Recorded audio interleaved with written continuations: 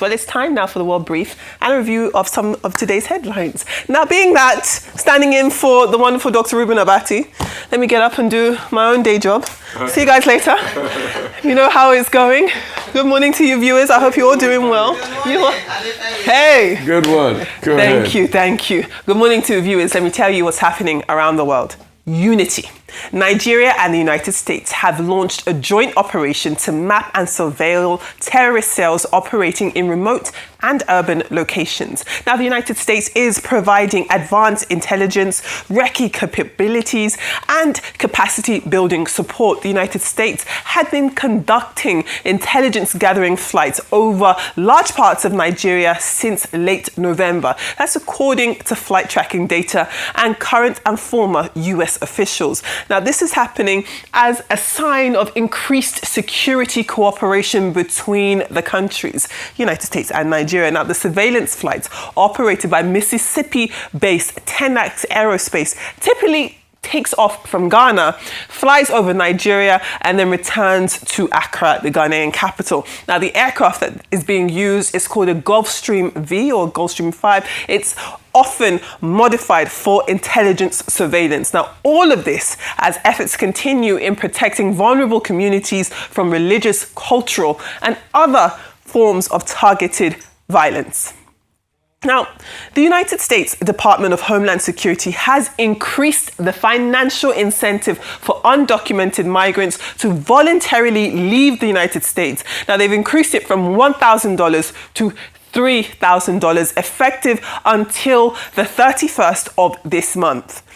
The initiative is part of the Trump administration's broader immigration enforcement strategy aiming to reduce the number of undocumented migrants in the United States. Eligible migrants can they can register their intention through the CBP Home app. Now, that CBP Home app is a rebranded version of the CBP One platform. And then once they do that, they would receive this $3,000 stipend. They'd also receive a free airfare to their home country and a waiver of certain civil fines or penalties.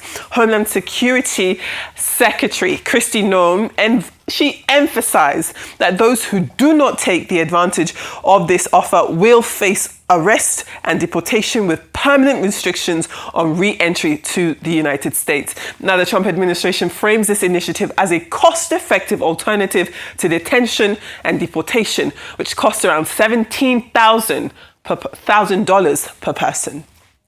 Now, yesterday, we did break the news of the Trump administration's recalling of nearly 30 career diplomats from ambassadorial and senior embassy posts, many of them in Africa. That included the Nigerian ambassador too. But what we're hearing now is that his administration is set to promote loyal ambassadors to key diplomatic positions. That means that the recalled diplomats, mostly career foreign service officers, will be reassigned, as I was mentioning, to other roles in Washington rather than losing their jobs entirely. That's as Secretary of State Marco Rubio revealed that the administration has unveiled a fresh roster of hundreds of promoted diplomats following tweaks to evaluation criteria and panels. Meanwhile, the American Foreign Service Association has expressed concern that the promotion system is being skewed to favor those cozy with the administration, risking politicization of the Foreign Service.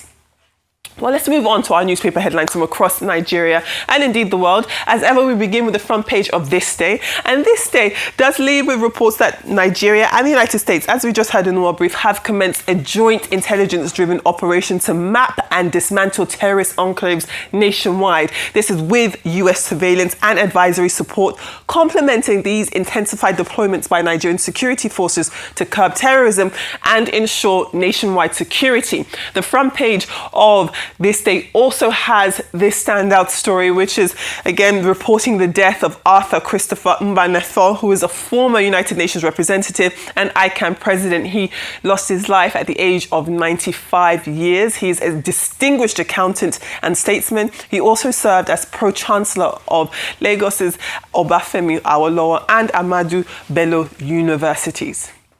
It is Tuesday, and as ever on Tuesday, we had the legal insert into this day, which includes The Advocate, which is a column written by Onikepo Braithwaite. So on this week's edition, she writes on the Supreme Court's judgment on emergency rule, examining its constitutional implications. Now, the limits also she discusses, she talks about the limits of presidential powers and the debate between strict constitutional interpretation and pragmatic governance in resolving state-level crises. As always, a very interesting read.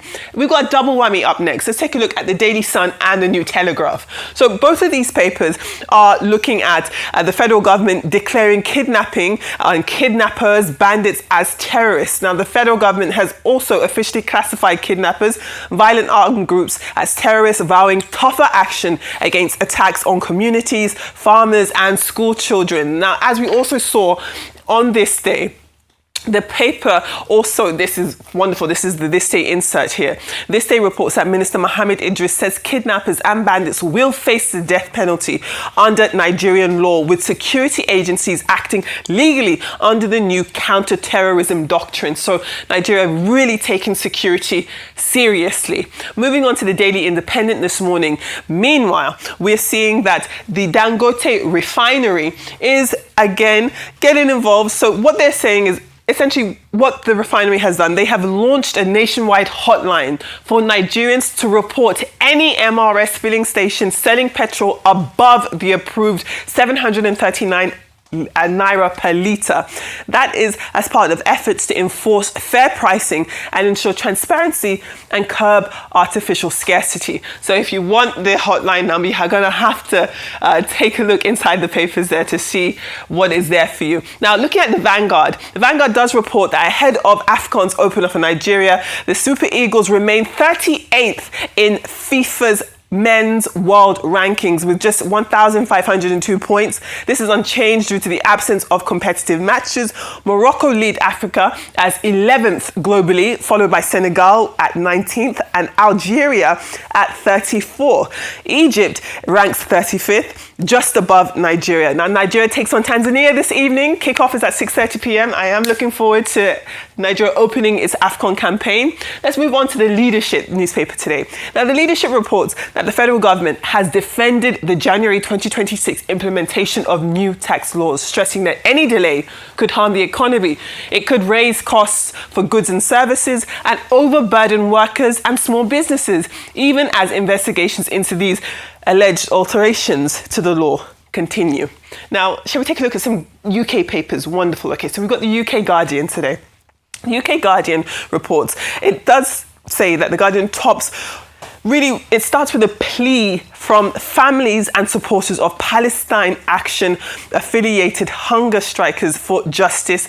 Now, Justice Secretary David Lammy is to meet with them in order for them to stop their hunger strike protests. And then finally, we've got the Financial Times, and the Financial Times does have this Binance story. So it does lead with this investigation into cryptocurrency exchange Binance, which found it allowed suspicious accounts to operate even after a 2023 US plea agreement. So Binance kind of teetering in trouble there again. So these are your newspaper headlines from Nigeria, United Kingdom, and then of course we've got our World Brief, which was quite US heavy today, wasn't it? Very, very US. For me, it's the hypocrisy of Trump I can't understand. Yes. There's a lot of corruption going on in his administration. But you are busy fighting people, immigrants that are adding to the economy of America. How about you put them on the path to citizenship, like the Dreamer program that the Democrats will have? Because these immigrants add to the economy of any nation. Let's just go back in time. Maybe in the 1800s, when a certain man called Trump from Karlstadt came, that is your grandfather you called Donald Trump, because you're an immigrant too yourself. What if they chased them out back to Germany? Would you ever be the president of America? So this idea of giving them $3,000 to be able to get them out of their country is unfair. ICE is going to harass people. There have been protests all over America as regards what ICE is doing. People are not cool with it. No pun intended. Yes. And you continue all of this while there's wanton corruption your administration. I'll give you some facts. Companies affiliated with his son has been noted to get heavy defense contracts. Today, they are stifling the media. In fact, a Trump-leaning editor of CBS that is now bought by Trump's friends, the Ellisons now, had to pull out a story from CBS 60 Minutes. That glory icon of American media is fast being destroyed as we speak today. Your FBI director is even going against the national policy. And I'm talking about Kash Patel, saying that he wants an armored BMW, not the normal suburban Americans will drive. A level of wanton corruption everywhere. You release a heavily redacted Epstein file. Rather than focus on this, you are fighting people, keeping them away, pushing them away. In fact, you are even low on the charts as regards immigration. Your opinion polls as regards immigration, a lot of Americans do not believe that you can solve the immigration problem. So your opinion polls are in the tatters. Your popularity rating is dead. Your core MAGA people like Marjorie Taylor Greene and the likes are leaving you. And this is what you're focusing on. All right.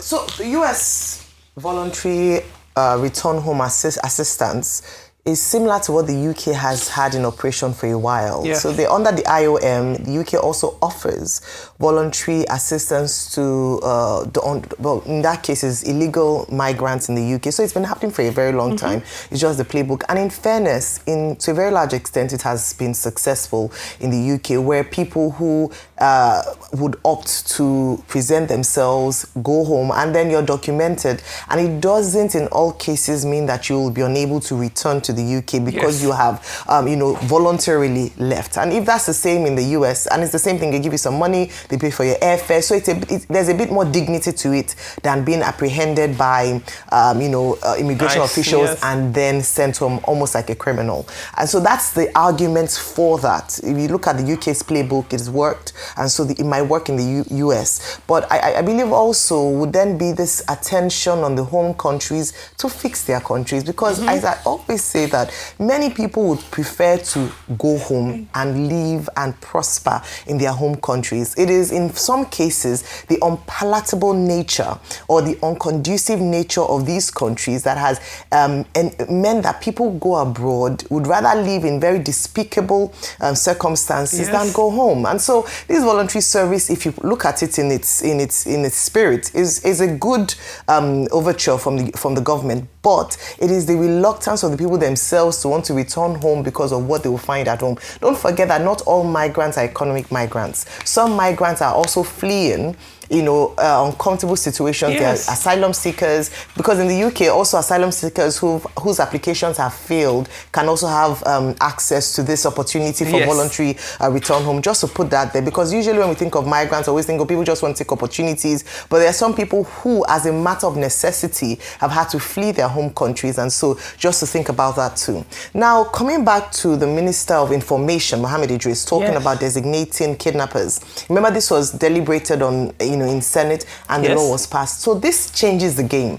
And I have consistently said that the Tinubu administration, through its policies, decisions, announcements, have demonstrated a willingness that we haven't seen in a while to fight against terrorism and insurgents. What this means, let me just say very quickly the implications of this. It means that now it's a maximum penalty, as you've seen, death penalty, not only for them, but also accessories to the crime. So financiers, people who supply them with information, informants, all these villagers who work with them should take note of this, because you also get to perhaps get the death penalty as that. Also, we can also have international collaboration where financiers of terrorism can be extradited back home to face the law. So this brings a different dimension and a more focused, and it's a declaration of war, let me just put it that way, on terrorism and banditry and kidnapping. And I think this is a step in the right direction, just to mention that. But thank you so much, Adefemi. We'll definitely continue to speak about that even as we get more information as the show progresses.